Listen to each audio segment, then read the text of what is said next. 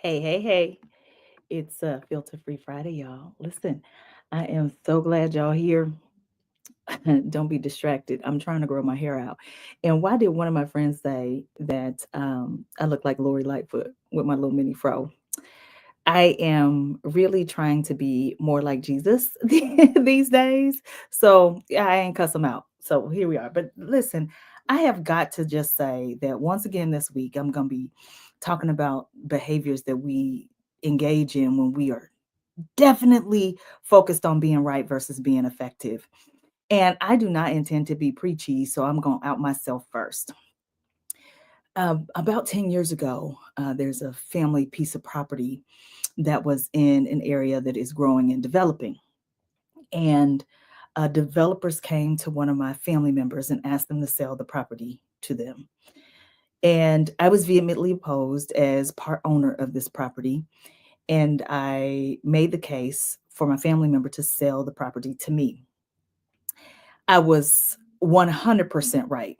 I can't, you can't go back in history and make it that I wasn't right. Because today has proven, like 10 years later, has proven that I'm right. The point is, I was overly focused on being right rather than being effective.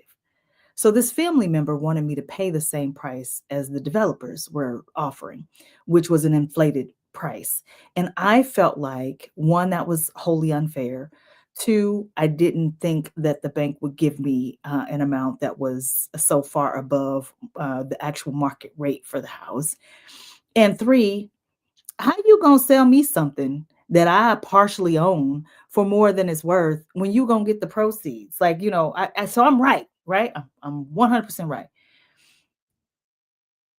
I was a correct idiot. You know why? Because today that property is worth four times as much as what the developer was offering this family member. So I could have saved a family relic, been connected to my roots, and made a significant financial investment if I would have been focused on being effective over being right. And so I am here to say, look, me too. I have a horrible propensity to choose to be right over effective. I'm telling this story today. I'm telling it in a book that I'm writing, not because I'm trying to make my family member out to be bad, because I need to remember that choosing when elephants fight, the grass gets trampled. And I, as an elephant, eat grass. So I'm trampling the very thing that brings me sustenance. And I bring that up because I have a couple properties in Jackson County, Missouri, here in Kansas City. And our local legislation is our county executive is Mr. Frank White. Now, if you are not from the area, I don't know if you remember the storied baseball player Frank White, but yes, it is that Frank White. I have, just in terms of brand recognition and who he is as a person, love Frank White. So please center that. Okay, this is not about disrespect to Frank White. This is about how Frank White acts just like me in choosing to be right sometimes, and how everybody on that Jackson County legislature also does. So here's what you need to know.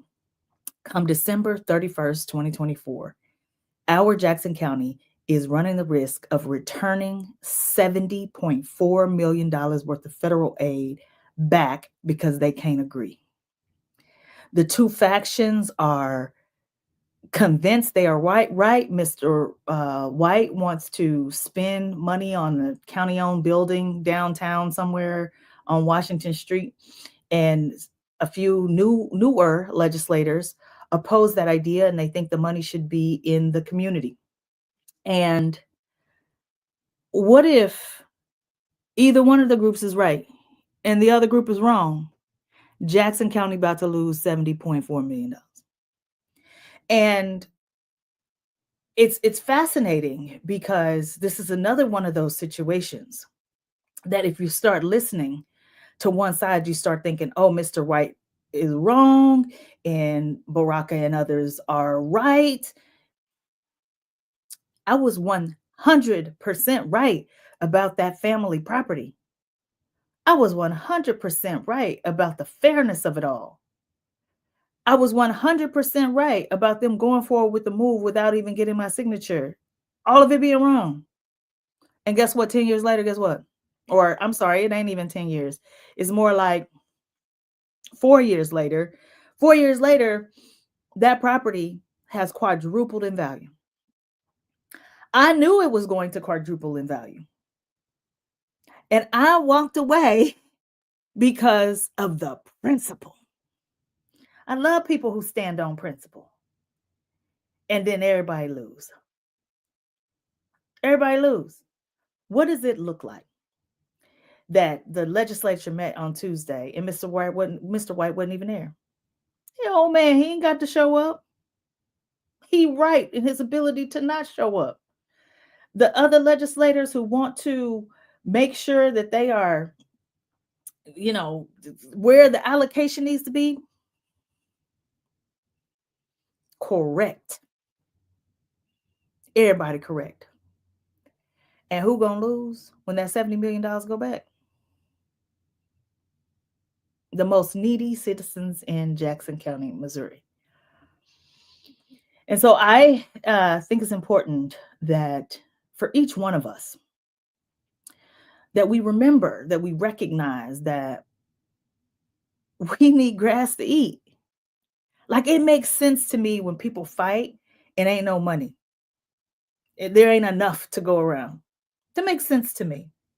Got $70.4 million. And you're like, I don't think the 30 million should be used on this. You're right.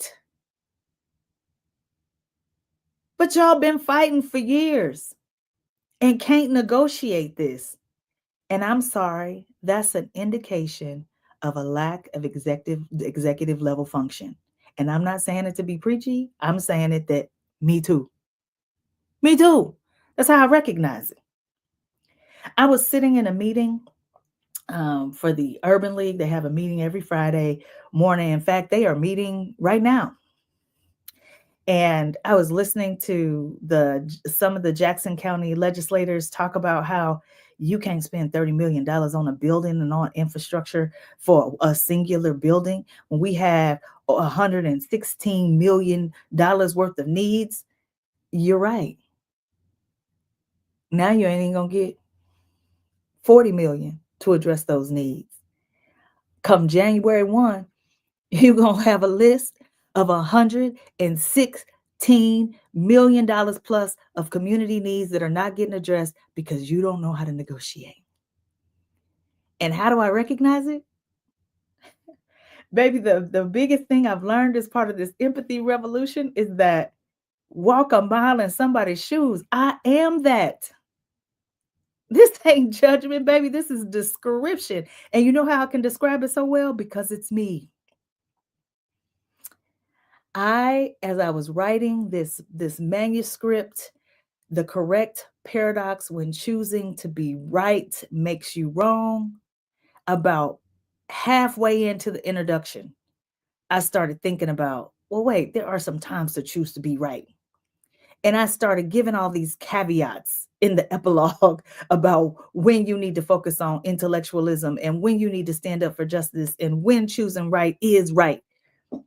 Now, how ridiculous is that to open a book with the opposite of what you're trying to tell people is important?